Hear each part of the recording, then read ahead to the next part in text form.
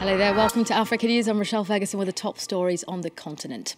The worst Ebola outbreak in history. The UN's stern warning as the highly contagious tropical bug continues its deadly rampage through West Africa. No legitimate claim. Ghana's authorities rubbish asylum claims made by 200 of its citizens in Brazil who say they can't return to Ghana owing to religious violence. And drawing to an end as the 2014 World Cup concludes this weekend, we look at how African teams fared, the highs, the lows, and of course the scandal.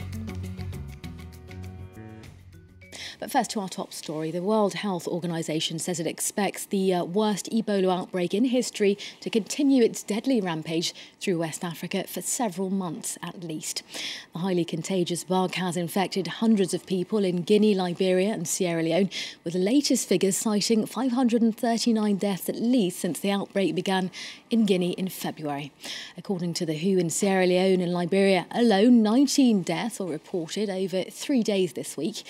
Well, for more, I'm joined by Ibrahim Kamara, a journalist in Sierra Leone. Good evening to you. Thanks for joining us. Now, what's the mood in Sierra Leone currently? Are people becoming increasingly fearful? Good evening. Yeah, here in Sierra Leone, people are becoming there's more fear in people. People are getting more curious about the Ebola outbreak. Which some people are trying to hide, not going in public places, going where there's more crowded. And we're hearing reports that myths relating to Ebola are growing, with some people even becoming a bit suspicious of the government. Tell us more. Yeah, some people think that the government is trying to kill people, giving vaccine, which is not true. And now the government is trying to sensitize people about that. It's not actually them killing people. It's the disease which the virus which killing people. So some people do believe actually there is Ebola, but some people don't believe, so they think that the government is killing people. OK, Ibrahim Kamara in Sierra Leone for us. Thanks very much for joining us this evening. Well, in Morocco, at least 4 people were killed and 57 wounded when 3 buildings collapsed in Casablanca. The residential buildings, which were 4 to 5 floors high, collapsed before dawn.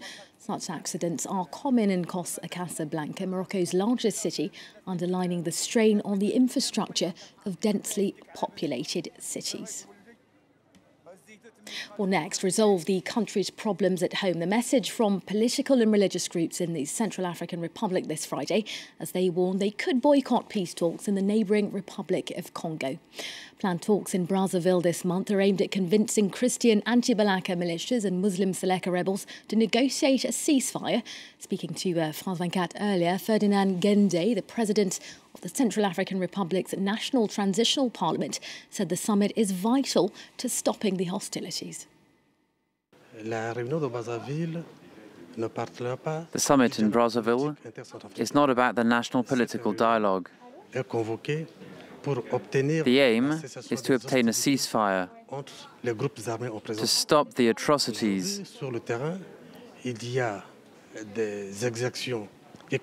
Especially against civilians in the region of Bambari. Well, rebel groups in Mali have resumed fighting in the regions of Kidal and Gao, violating a ceasefire agreed to on May the 23rd. The renewed unrest will likely be high on the agenda as Algeria holds a regional meeting to tackle conflict in the region next week. The head of the UN Department of Peacekeeping, Hervé Ladsous, meanwhile held a conference at the MINUSMA headquarters in the Malian capital, Bamako. It's not the first time the ceasefire was violated, but it remains unacceptable. Those who signed the ceasefire agreement on the 23rd of May must realize that they are not helping their cause. They are not helping their community. Ghana's government says Ghanaians who've applied for asylum in Brazil amid the World Cup have no legitimate claim.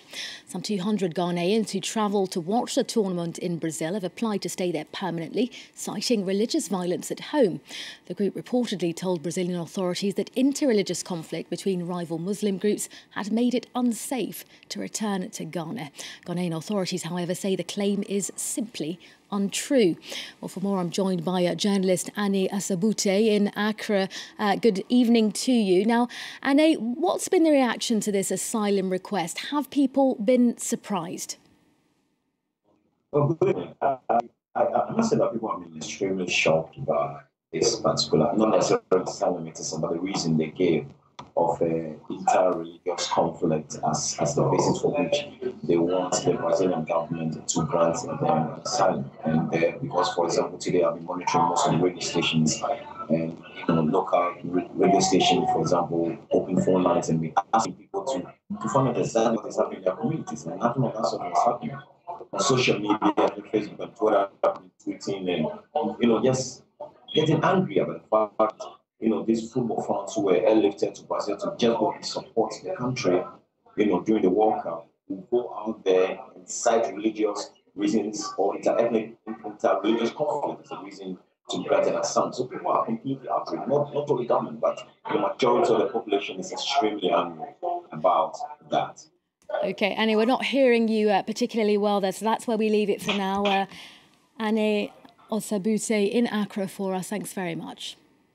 Well, still talking football, the 2014 World Cup will draw to a close this weekend, but not before Germany and Argentina battle it out for the most sought-after title in football. As the end of the tournament approaches, France 24's Nicolas Germain looks back at how the African teams fared, the highs, the lows, and of course, the scandal. African teams enjoyed mixed success in Brazil. Algeria and Nigeria reached the first round of the knockout stage, while Cameroon, Ivory Coast and Ghana were swiftly kicked out after the first round. Cameroon, Ghana and Nigeria were embroiled in pay disputes. That's one of the reasons they fared badly, according to Gernot Rohr, the coach of the Niger team. You can't still have a problem over players' fees just before a game. African teams must really work on that issue. And secondly, players must put their egos aside and use their talent for the team. They need to show more solidarity. Some players behaved particularly badly. 2 Ghanaians were sent home. One had insulted the coach. The other hit a member of his delegation. Another fight took place, this time on the field between 2 players from the same team, Cameroon's indomitable Lions. On a positive note, it was the first time 2 African teams reached the knockout stage. Nigeria and Algeria, who shone against Germany. The Germans had to wait till extra time to win. Algerian fans were ecstatic with their squad's performance. OK, well, your Africa team is back in all about 50 minutes' time. Up next is Jay Barker with more international news. Do stay tuned.